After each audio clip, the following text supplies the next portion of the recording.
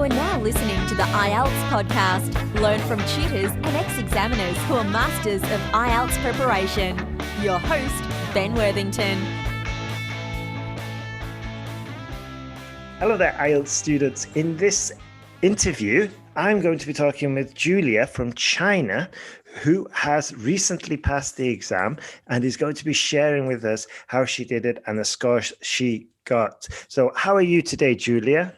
Yeah, I'm good. Excellent. All right.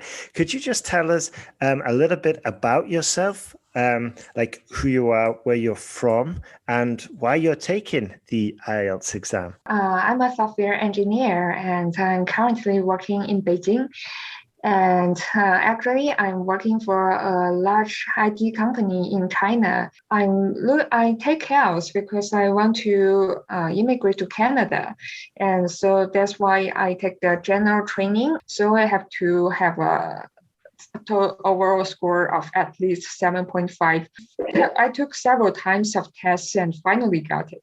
Yes, I'm looking forward to asking you more about that in a minute. You said you've taken quite a few exams before. Could you tell us how you were preparing for the exam before you started our course? Actually, because I have been studied overseas, actually in America for a few years. At the very beginning, I overestimated my English level, and at that time I thought that health should be an easy exam for me.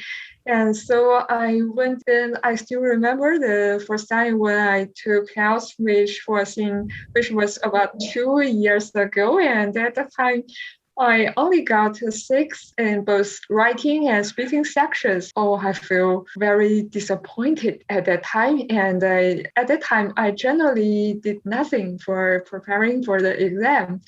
And a few months ago, I was still busy working and seldom put my effort how to prepare for IELTS exams. And I finally came up with the IELTS podcast via the app Daily English. And then I really realized that I should prepare for IELTS. I decided to take the online course because the online course provides lots of other things like revise of the essays. Fantastic. Yeah. Don't worry, Julia. So many people underestimate the difficulty of the IELTS exam. Even native English speakers will go into the exam thinking, I don't need to prepare. I'm from Ireland. I'm a native English speaker. And then lo and behold, they do the exam and they come up with a band 7 or something for the writing. And they're like, wow, maybe I do need to prepare. So yeah, I think the majority of the people underestimate it. So I could totally understand you. You said you started preparing a few months ago with us. Actually, I didn't do so much preparation before I published the IELTS podcast. And at that time, I noticed I forgot. Then I subscribed into the IELTS podcast, and I got lots of free information via it. Once I noticed advertisement on it saying that one essay correction for $5, which is equivalent to 35 yuan in Chinese yuan, and I thought it was not that expensive, and I would like to have a try. Then I wrote an essay about the international trading. Yeah, that's interesting. Yes, we occasionally run promotions like that for essay corrections for $5. And yes, it is quite popular, and so popular sometimes we take them down because the teachers complain they're getting too many essays to correct. But yeah, if you join the newsletter, you also get an invitation, special coupon to get your essay corrected for $5. But that's interesting. And you got the question about international marketing, I guess. Yes, it was international marketing. Yeah.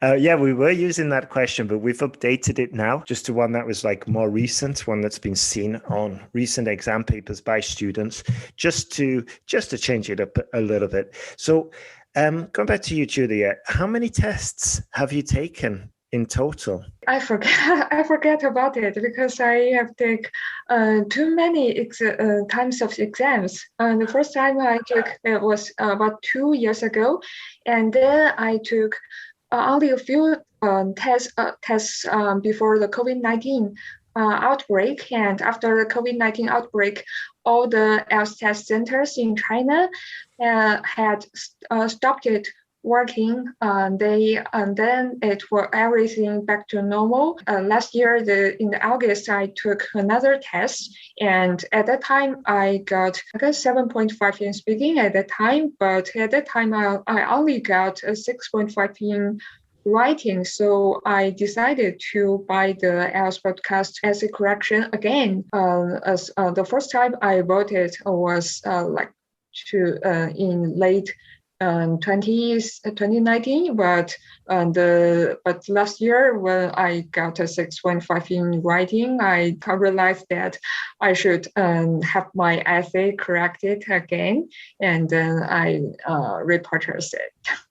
Right. Okay, now I understand. So you had taken the exam a few times, and then COVID came, basically put a pause on you taking more tests, put a pause on your preparation, but then you joined the course and got more feedback so that you could improve your work because you were stuck at 6 or 6.5 in the writing. Is that right? Yes. Gotcha. That's right. Gotcha. What was your biggest challenge with the writing, Julia? It wasn't lexical resource because actually I think I took a GIE test before, and actually I have learned a lot of stuff via reading, but I think I have a few problems with my grammar. And sometimes perhaps the task achievement, because I sometimes may misunderstanding the point of the opinion or the statement, and I focus on the wrong thing that may happen, and that is quite common in Chinese candidates who are taking IELTS. Actually, some expressions when we learn the Chinese translation, and the meaning can be slightly different from its Chinese translation. So that's why sometimes I make some mistakes in task achievement, and also in some problems in the past perfect or the perfect tenses, and sometimes that's quite common in Japanese corrections, and it happens every time actually. Interesting. Yeah, it's quite interesting what you said about the task response. Just to summarize, the task response and the translation of the questions and the expressions from Chinese into English and English into Chinese also were areas of difficulty. Is that right? Yes, and sometimes I may have some problems with my cohesion or the logics, because sometimes I don't really understand the linkers and the meaning of the linkers. For example, before I took IELTS, I don't know that on the other hand is something, and on the other hand another thing, and these two things can be something is equivalent to something, then but I didn't realize that. And I thought that on one hand and on the other hand, I thought that these two things are the same. How did you realize that on the one hand and on the other hand were basically kind of like however or but? Something that introduce linkers, perhaps from the IELTS podcast website or from the other English learning website, but I can't remember now. No worries. I'm sure we do mention it in the course, I think. Just going back to the getting feedback, which teacher was correcting your work? Was it Daphne or Ellen? It was Daphne, and she did really fantastic work. Oh, yeah, really? Why? Tell me why, please. Because she pointed out like many common errors that I usually made, and she was so inspiring. Sometimes she makes some corrections, and she focused on the inconsistent tone in my writing, and sometimes she point out which sentence is too informal in especially task 2 writing, and then she corrected for me. And also she encouraged me to a large extent. She said a lot of encouraging words to me and make me feel good. So I think her work is really fantastic.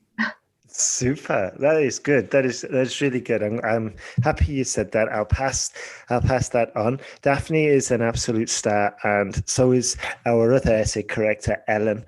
They're both geniuses, I think. And also, I love the fact that you mentioned that it was kind of inspiring, because I think when you're preparing for IELTS, you need some positive motivation. Would you agree with that? Definitely, because taking IELTS exams can be very frustrating.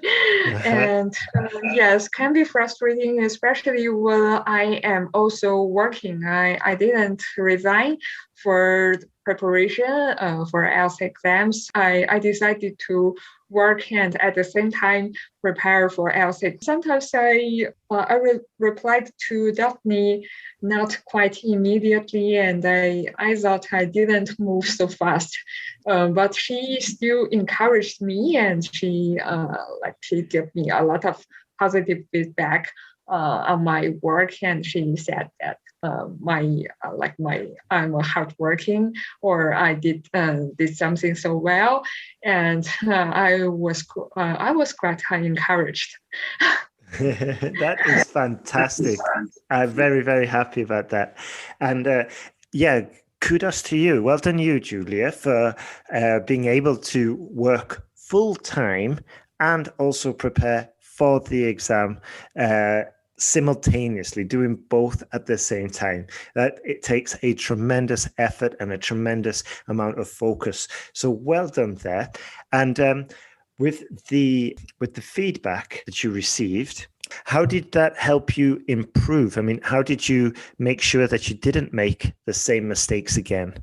I put every correction into a spreadsheet, and I put them on the Google spreadsheet. Although you probably heard that in China, we cannot use the Google services, but actually in perhaps every Chinese IT company that we can use Google, because we need to browse something and we need to search something via Google. And I put a lot of things that the corrections and some the expressions that Daphne used into the spreadsheet, and then I sometimes check it in my office where my colleagues taking a nap after they have lunch, and I make use of all the small small chunks of time, and I I review a lot of things. Fantastic. Wow, that is amazing. Well done. Doing little things like this, making notes from the feedback that you get, and especially putting it into a spreadsheet. We provide a spreadsheet when you join the course to put all your notes, so you could keep track of your performance, keep track of your mistakes. And just like Julia did as well, she was using the spreadsheet just to keep track and put down the expressions and the corrections and the improvements. And this is really one of the best ways to ensure and almost guarantee that you're going to improve. So Julia, what happened on your test? Well, you needed a 7, is that right, for emigrating to Canada? Yes, I need a 7, and the thing that which may sound very frustrating to me is that when I got a 7.5 in speaking, and at the same time I always get a 6.5 in writing, when I get a 7.5 in writing, and then I get a 6.5 in speaking. So Oh. quite frustrating to me. That's the something that I have to overcome. And fortunately, I have insisted on working on the corrections in writing, and I kept recording myself, and I talked to other like native speakers as much as I can, and I finally make it. Wow. Wow. Well done. Yeah, I can only imagine the frustration when you focus on one area and then the other one dips and you don't get it. And then you go back to do the test and the other one dips while the other one's going up. It can be so frustrating. So I really, really admire your determination for just pushing on. And what happened on your last test day? Because on your last test day, I guess you got all the scores you needed. Is that right?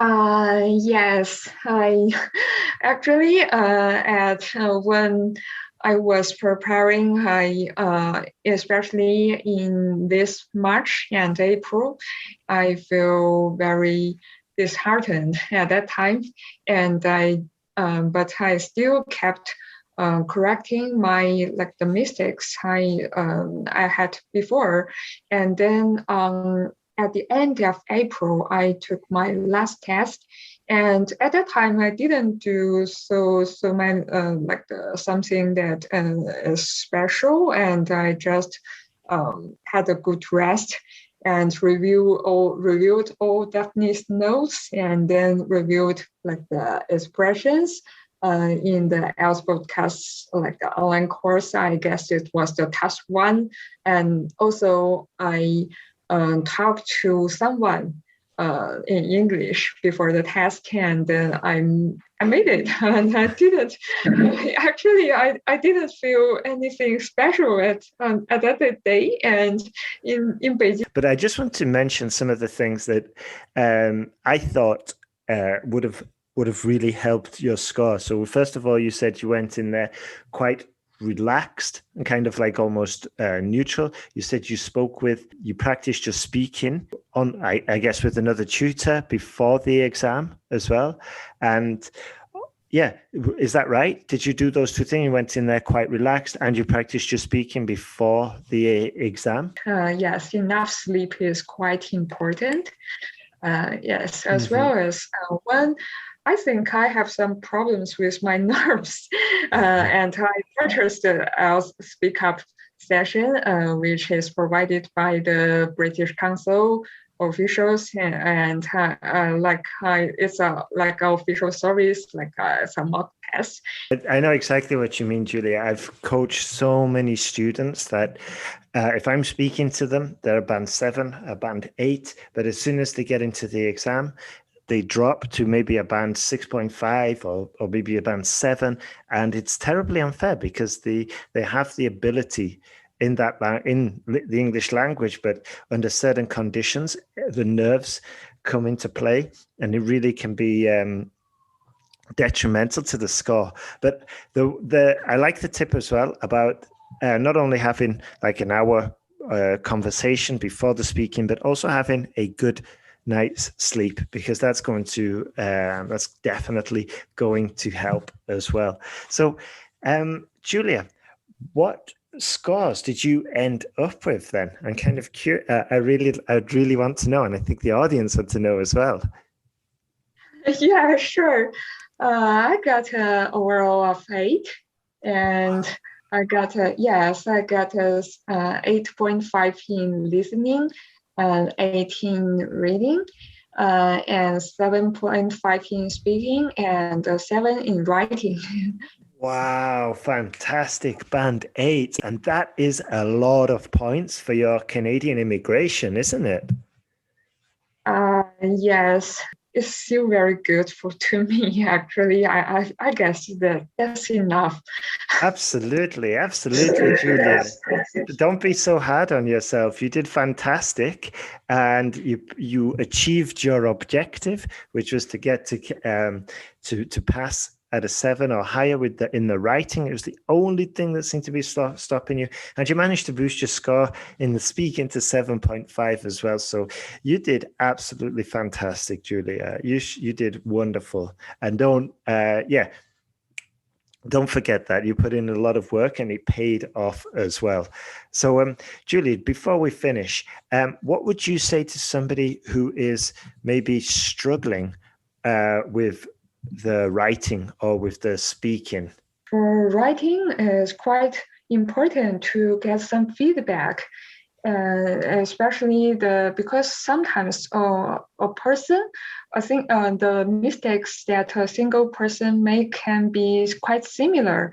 And as I mentioned before, that my problems are like the how to use the perfect tenses, quite important to get feedbacks, review the feedbacks, and always try to avoid making the similar mistakes over and over. In the speaking sessions, it's very important to have your own opinion and then try to explain it thoroughly. Absolutely, there. Great points, Julia. Before we finish, do you have anything else to add? I think interested point is that someone else told me that his IELTS speaking test is something similar to an interview. Make you point and then give you fully explanation, and then to try your best to impress the other people. That's great advice. I love the fact that it can be like reduced down. So we treat it as an interview. I've said very similar before in previous podcasts. We treat this like an interview. The level of language, it's not overly formal. It's not informal as though it's with your friends. But also as well, I love this little piece of advice you made, Julia, of giving your opinion and then making your point and developing it. We've also spoken about that in previous podcasts as well. So I totally agree with that. So I think that's everything, Julia.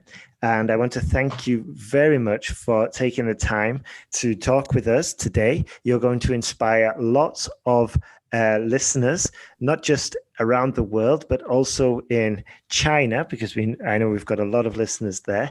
So thank you very much, Julia. And I wish you all the best for your Canadian application. Yeah, thank you.